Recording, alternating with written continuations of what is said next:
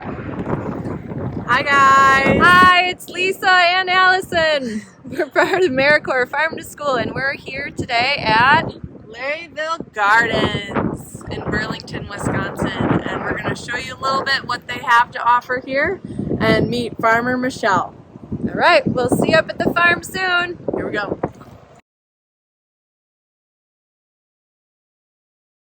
So Michelle, can you let us know what you are doing down here in the basement? I have been raising my little seedlings down in the basement for 14 years, and so we have this nice setup with shelves and lights. And the more seedlings we put on, the more lights we turn on, and the more space we take up. Right now we're in our second generation of seedlings for this year, so there's a few less things, but we're planting all the seeds down here, and then we grow them out a little bit under lights. And as soon as we can get them outside to get actual sunlight, the faster the better. So these are getting ready to go outside so they can get big under natural sunlight, because they're gonna have to be in a field soon, and they need to be able to survive there. So we got to get them out and get them used to that. You want to pan in and show? What do you have growing in some of these trays right here? Most of these are cauliflowers and cabbages. And then we also have some summer squash here for our first succession of summer squash out in the field. And then we have a whole bunch of winter squash over there that's just starting. Very nice. And so how long will they be down here before they go? Any day now they're going to go out. Really, I just want to get them above ground. And then they'll go outside, but they need a safe place outside, and mice like to eat these little tiny plants. So we're trying to get them a little bit bigger before we take them outside and risk their life with the mice and the chipmunks and the birds. Lots of things want my vegetables, not just us. Great.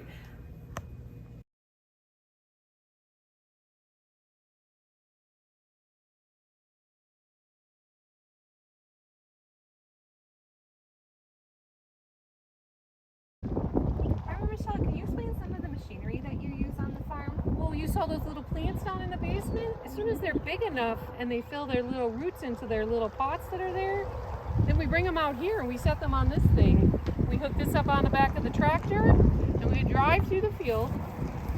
See these little seats over here?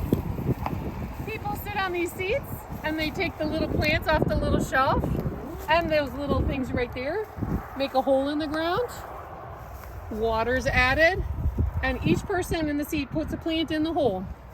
So this is a little efficient way to transplant those little tiny plants to outside. So while our students are doing everything by hand in their garden, you've got machinery to help you. A little bit of help, absolutely, because we do a large number of those things.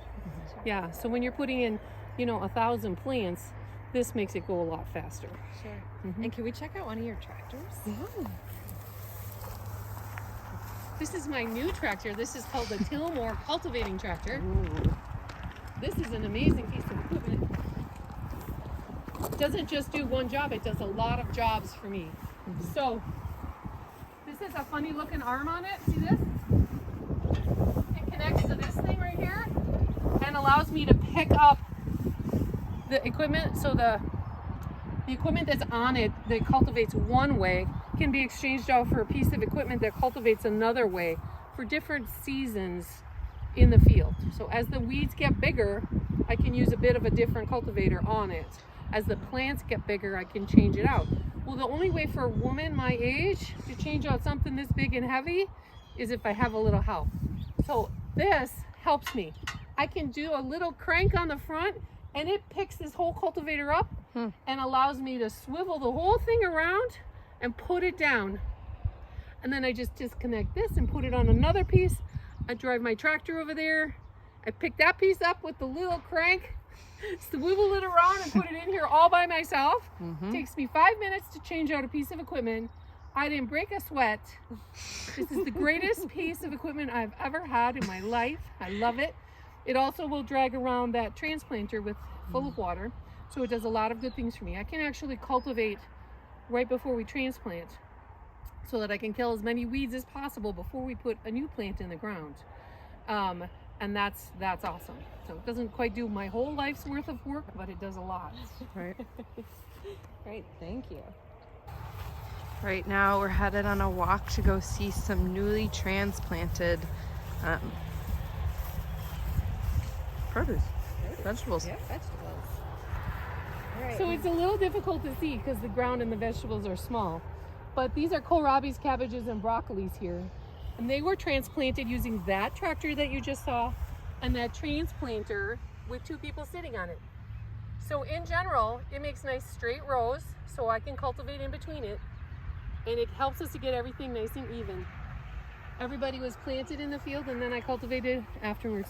So it looks beautiful. Hopefully I don't have a lot of hand work to do. Yeah, so that's all full of onions up there and then some brassicas. And then I seeded all this with the same tractor but with the seeder. So any place there's tractor tire marks, that bed is full. It's full of seed. Right. We need rain, but aside from that, I've done my job. And Farmer Michelle, how big of an area is this that you have planted? Well, it's probably a little over an acre right here. Not quite all planted yet. Yeah, we only grow on approximately 4 acres. Okay. We're relatively small farm.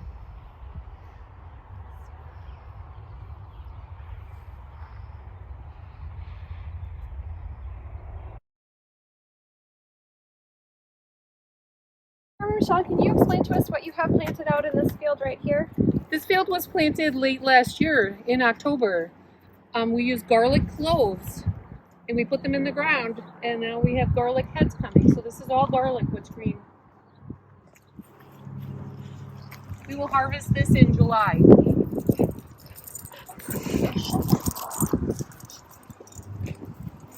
Where did you come from?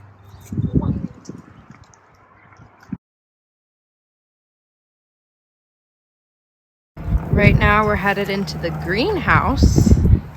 And tell us a little bit about what's growing in here and the process behind it. This greenhouse is relatively new. It was finished this January actually. And in here we started planting right away. We have about 800 tomato plants in here. They're all heirlooms, which means they're old varieties that people have saved seed from for years. So they're not new varieties, they're not hybrids, they're heirlooms. And then we trellis them up like this. So between now and the time that they start setting fruit, they're going to be all the way to the ceiling. So right now they're just starting to put on some flowers. Can you see the flowers?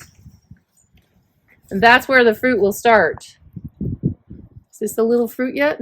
Nope, just a flower. We watch for the fruit set too, make sure it's not too hot in here. So all different varieties. Each row kind of has a different variety. And they'll all be trellised all the way to the top here. And Farmer Michelle, when were these started? How long have These they were been? started in February. Okay. And so what's the purpose of the greenhouse? The greenhouse helps us in a lot of ways. It helps us to get our tomatoes nice and early. So we heat this greenhouse. And once the tomatoes go in here, we heat it at night to 50 degrees. Because tomatoes don't like it chilly. They get mad at you if it's chilly. So we keep it at 50 degrees at night. In the daytime, we don't need the heat, but at night, we need the heat. So in the daytime, we don't need the heat because this is plastic up here. Sun comes in and heats this up beautifully all winter long during the daytime. But at nighttime, it goes down in temperature really fast. So we need the heat to keep it up so that these guys can stay alive. So it extends our growing season It here does. in Wisconsin. It does. It gets really warm in here though, so then we start opening up the walls and the doors and vents so that it can escape some of that heat on a nice sunny day like today. We expect to be getting tomatoes from these by the end of June. Today is May 16th. And then where will these tomatoes go? Some will be sold here on the farm. Some will be sold at farmers markets. And we also have a thing called the CSA, which stands for Community Supported Agriculture. And those people pay a little bit of money at the beginning of the year to get a whole year's worth of vegetables. So they're our first priority. We make the CSAs because they already paid for theirs. We make sure they get first chance at everything. And they're our favorite people because they pay at the beginning of the year. We have a few restaurants we sell to too, but mostly it's farmers markets. And there's some in the Milwaukee area, right? Yes, we have a farmers market in Whitefish Bay and a farmers market in Fox Point that we will be at this summer. So if any of you kiddos go to a farmer's market, look out for LarryVille Gardens and their fresh produce. And remember, we grow all year round because of this tunnel too. So Mhm. this greenhouse allows us to grow in the winter time.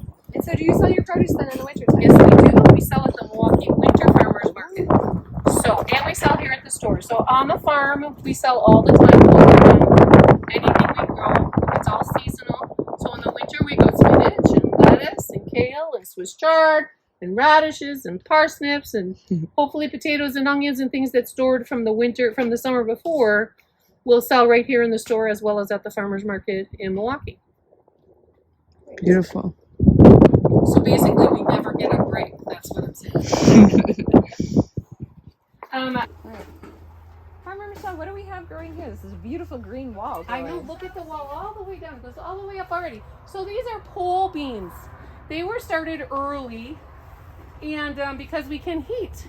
Otherwise, they started about the same time as the tomatoes came in here, because they want nights to be warm. And when nights are warm, they're good and happy, and they're going on up and making themselves at home. They are already starting to flower, and when they start flowering, they will start putting out beans. Trying to find some flowers for you. I found a weed. So I'm not seeing any flowers on these guys, but over here we have some.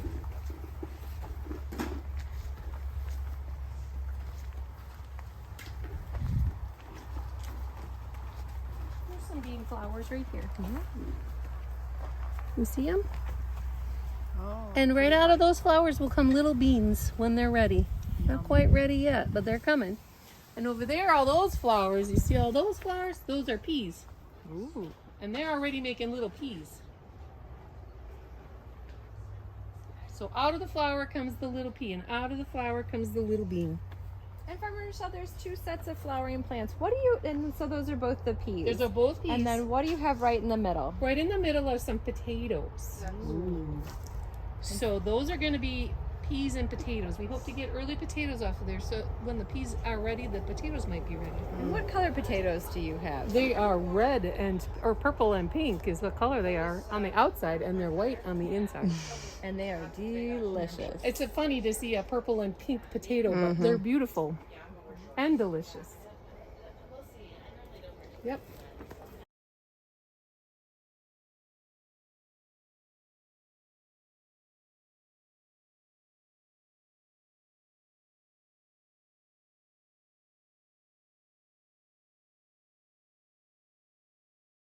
Here we have a little store, and we're going to enter and just see what some of the things Farmer Michelle has in the store.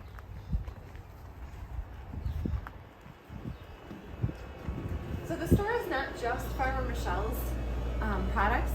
She is a co-op, and so she works with other farmers in the area, and they all work together to bring their food here for people to buy. So while Farmer Michelle doesn't have chickens, she sells eggs on behalf of one of the other farmers. But then we can see a lot of Farmer Michelle's produce in here. We've got her spinach right here. We've got some lettuce. We've got herbs down here. Big, beautiful red radishes. Kohlrabi. And here's some green garlic.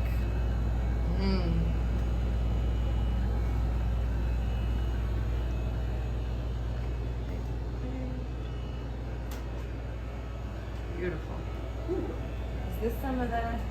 Look, this is Oh, elderberry look at syrup. that. But this is the same company where we got the maple syrup from. Oh, and it's up there. Nope. There's the There it maple is. syrup. That we use with our pancakes.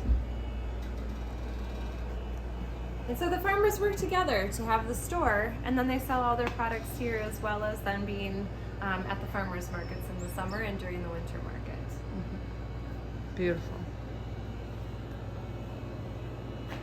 Michelle, how did you get started farming? I started when the Burlington Farmers Market opened, and I found out about it, and I said, oh, I grow vegetables, I'll just grow more. So that's how I started. They opened a farmer's market, and I said, I can do that, and so I did. And so how long have you been doing this? Been doing this for 14 years now. And what is your favorite part about farming? I think there's a couple. But I like that it's different every day. There's never 2 days alike. Both the weather is different, it's a challenge. Some days it's gorgeous and I'm so happy to be doing what I'm doing. Other days it's miserable and I'm like, it's okay, it won't last forever. So that's another thing. And I really do like connecting people with what nature gives them. So I'm happy you're doing this because I think it's important that children know that food is a lot of work and it's a valuable thing and it shouldn't be thought of as cheap and throwaway. It's actually, somebody worked very hard on that, on everything, and you eating it is doing what they intended it to have happen. So you eating it is making you strong and growing healthy, and that's why they did it in the first place. And then, are there any challenges being a farmer? Oh, lots. Every day is different. So every day I sit down and say, what's important to be done right now? And so our day is different every day. I have a little bit of help, and that's important for me. And we work and look across the whole farm every day and say, who needs the most help? What do I have to do right now to make sure nothing gets behind, nothing gets too weedy or too dry or too wet. Bugs don't get too big. You know, the whole thing. It's always a balancing act, finding the important things to do with the amount of time that you have and not being overwhelmed by how many things need to be done on any one day. Well, Farmer Michelle, we thank you so much for all your time and letting us tour around the farm and ask questions, and we look forward to seeing you at the farmers market this summer. And again, thank you for providing some of the produce that some of the kids have used in their cooking lessons. It has been my ultimate pleasure. This is what I live for, making sure that young students, people who are young, know what's going on and know how valuable it is. And when their mama gives them a plate of food, they should say, I know that was a lot of work and I know where it came from. So I appreciate what you guys are doing. Keep up the good work. Thanks again. Thank You're you. welcome. Yeah.